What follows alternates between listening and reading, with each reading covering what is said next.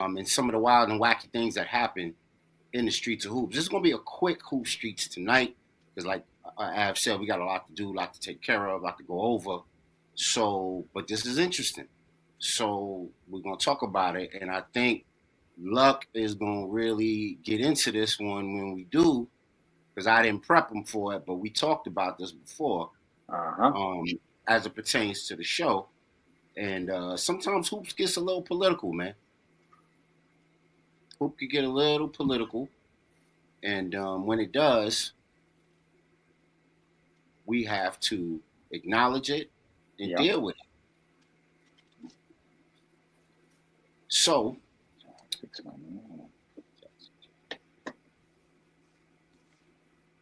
all right, we got two new people on the show. Welcome to In the Bonus. Appreciate y'all. Jazzy. That's my cousin. Right. Dope. Hey, how you guys doing? Thank you for having me. Welcome aboard. Thank you. We are in the part of the show where we talk about everyday life as it pertains to hoop, because it's a lot of cross sectionality there, and we'd like to address some of those things. So as soon as I can get this video up, I will play it. So this has to do with high school ball, right? And some of the perils of playing high school ball. Now, Av plays a lot of pickup ball, right? So I'm sure. Oh, okay. So yeah, I'm sure in everybody who's played any type of ball, whether it be organized ball, team ball, travel ball, everybody has gone through this at one point or another. If you played outside of your region where you live, right? You come across some folks from some other regions who got some personalities and some things to say that aren't too kind. Let's jump into this real quick. Hoop Streets, here we go. In the bonus.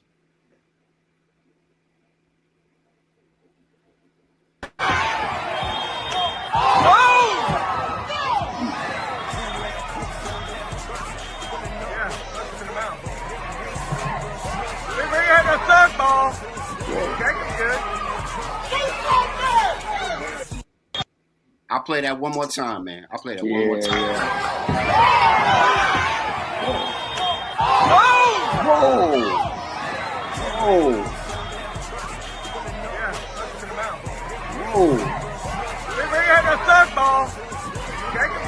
Wow, that was all right.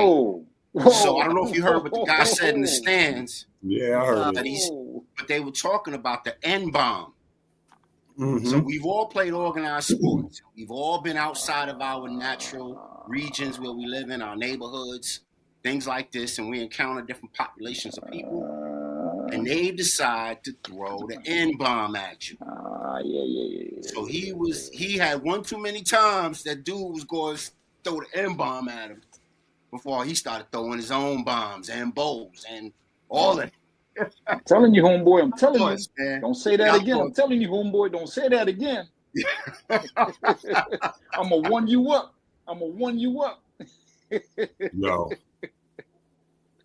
Very interesting stuff. Y'all have at it. Let me grab something real quick. Yeah, first of all. Go ahead. He dropped the hell out of him, yo. That was wow. That was a good one. Don't say the mailman don't deliver. That was a good one, damn. But particularly in high school ball, you'll see a lot of, like, you know what I mean, issues with different races and whatnot. I remember Kari's not on here, my son's not on here, but it would have been good if he was, because there was one game that he played in high school. They had a couple guys on the team that were from Brazil, and one in particular was he was I'm trying to remember his name, Thiago. He was 6'8". He played center, and 6'8" in high school is big as hell. You know what I'm saying?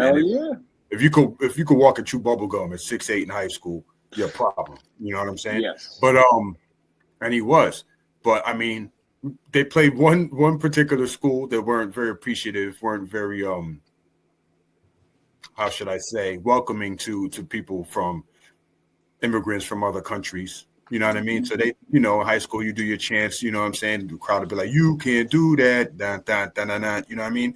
They started chanting, where's your green card, da, da, da, da, da, that type of stuff. You know what I mean? So, like, you know what I mean?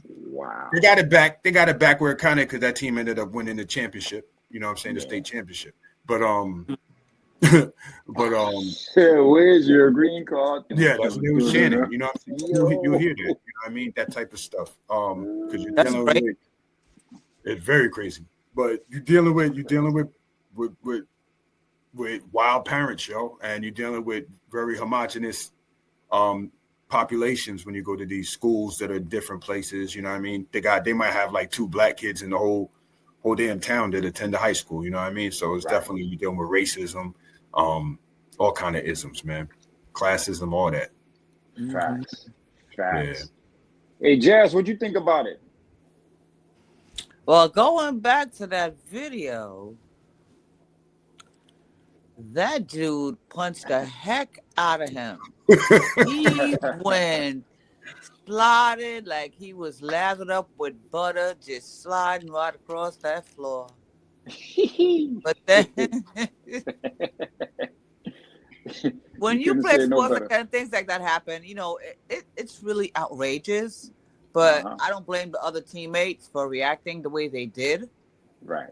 Because I believe they had a right to. I mean, it's a sport. You don't just haul off and punch someone in the face and say derogatory things just because you're upset. Right. That's the thing. You know what's crazy? I'm gonna give y'all a quick flashback. For me, Av wasn't on the Uniondale squad yet. 1-2. I walked on the Uniondale JV. I walked on. So honestly, you know what? And this ain't no prejudice. Real talk.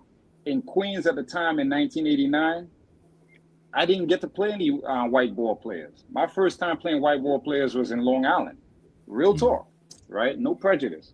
So the thing was that, okay, cool, we go to Oceanside. And first thing they did when we walked into the gym, because the varsity was playing, JV walked in. And the first thing they said, and Av's coach Potter was there, you know what I'm saying? Just to give him a little more of a feeling for the situation. So when we walked in, it was like, go home, niggas! Go home, niggas! With the hard R, son. Hard That's crazy. Yo, real talk, son. And when I looked up in the stands, all I saw was a bunch of bikers with biker jackets on. And I was like, this ain't South Jamaica, Queens. Yo, let me tell you something real quick. Condense the story. So, long story short, Lyson brothers were the 2 top players for Oceanside, and they were brothers, right? White boys. So, one of the 2 went for a dunk. And my man, LaShawn, who I've been trying to get on his show, LaShawn Letlow jumped and caught him on his wrist as he was going for a 2-hand dunk and slammed him on the ground by accident, like body slammed him, though. Like the Oceanside basketball court had that soft foaming on top. You see his body bounce off the ground, son.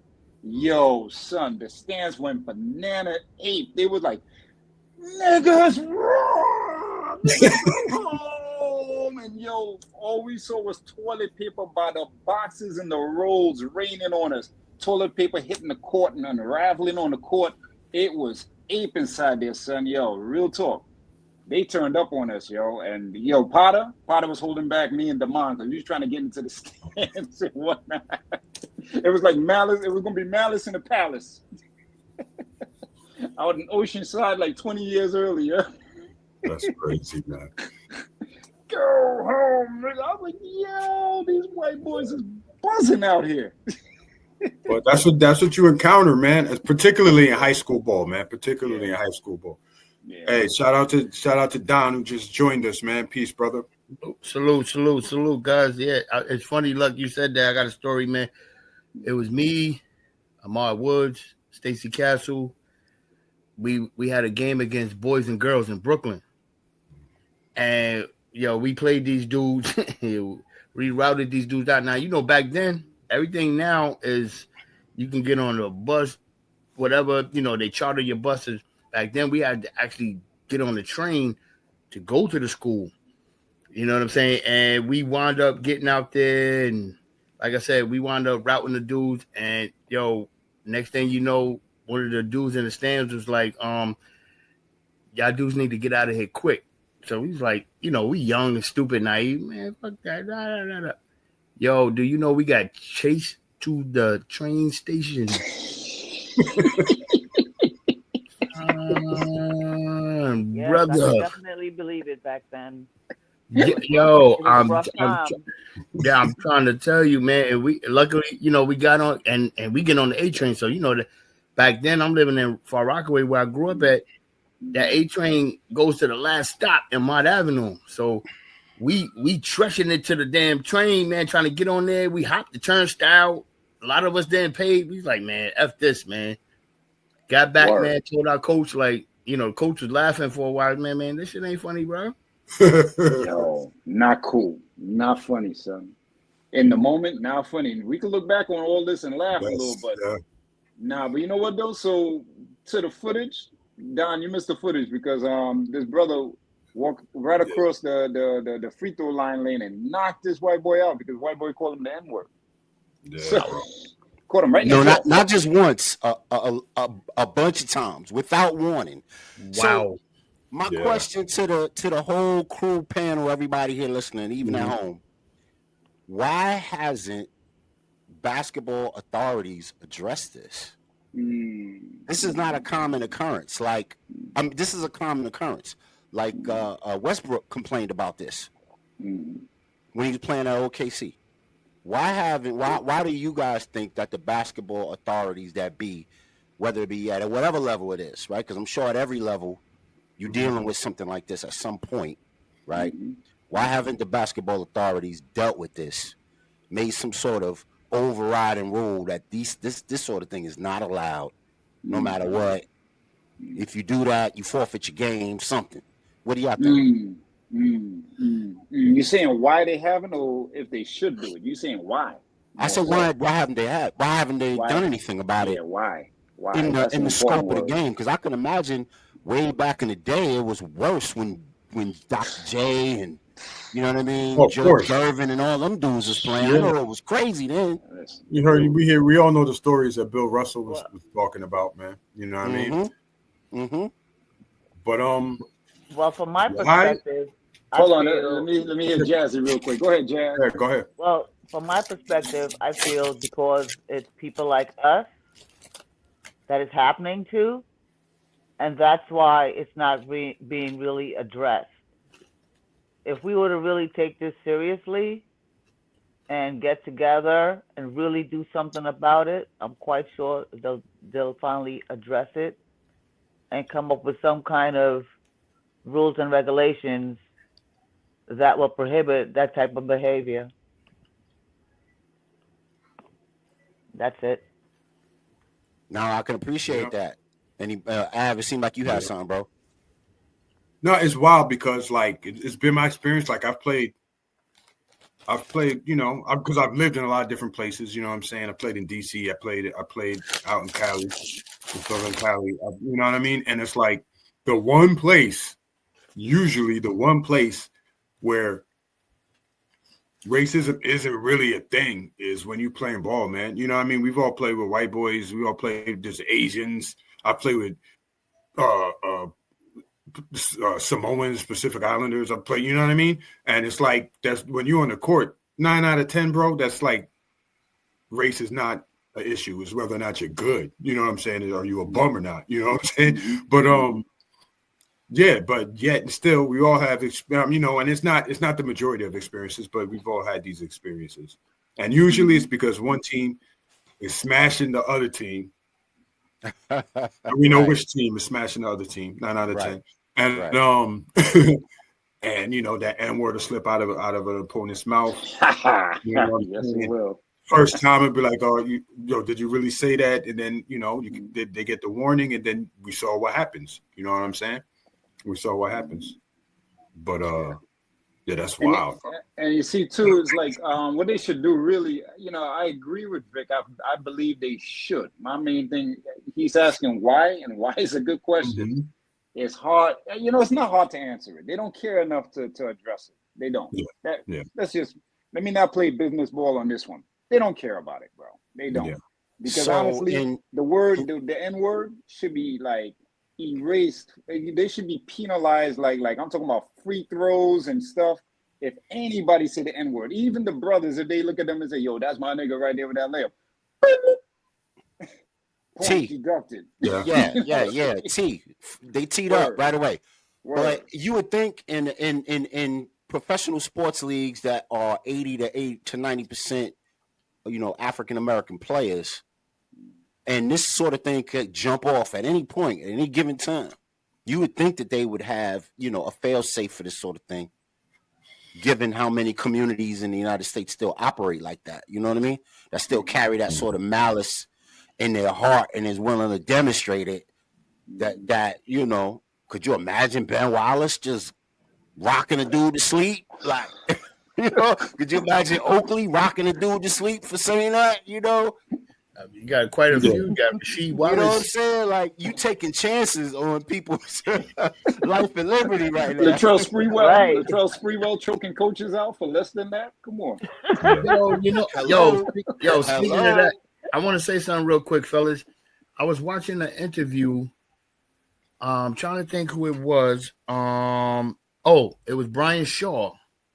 He was on the what's his name? Paul George show. And he was talking about Paul George was asking him about that whole Sprewell situation. And it's funny how it's tying into what you guys are saying right now, because I didn't know. So apparently Brian Shaw was talking, telling Paul George how the incident transpired. And basically it started with PJ. PJ was instigating a lot of things prior to that whole situation, even up until using the N-word. Really? And it was crazy because, and I was sitting there watching it the other day, and I was like, see, this is stuff that you never hear about, because you won't hear about it because, quote unquote, the white man is in the public figure. So, and it was like, and I was like, yo, they suspended this dude for a whole fucking year like that. I said, I would have choked the shit out of him too. Hell yeah. Like, my man, like you came out your mouth. Wow. Like you totally took it to a different culture that had nothing to do with basketball. Right. Like, at this man is sitting there, they were saying how, and Brian Shaw was saying how, Sprewell was basically like that early 90s Allen Iverson. He wanted to do his own thing, dress how he wanted to dress, do what he wanted to do, or whatever. But he came to play. And it was just like, Brian Shaw was like, the rest of the team didn't understand that. But when the team, Brian Shaw found it funny, he said when they stood behind Sprewell, he got traded. A couple of other people got traded. And I was like, damn, I'm like, wow. That's crazy. Yeah. See, that's ill because, like, the storyline was always that. Because Carlissimo was one of them screamo college coaches. You know what I mean? So the storyline was always that, he's one of them loud coaches, and he was trying to, use that tactic against grown-ass men that were millionaires, and Spree lost his shit. But if that was the case, then that changes the whole storyline. You know what I mean? Yeah, Brian Shaw put that out, man, and I was shocked. I was like, wow. And I kind of thought about it back then too. I said, did he make a verbal comment towards Sprewell to really make him really get riled up? Right. Yeah. But if I was going to be suspended for a year, I would choke him out too. You might as well go for the glory. Yeah, you might as well go out all the way. Put my foot in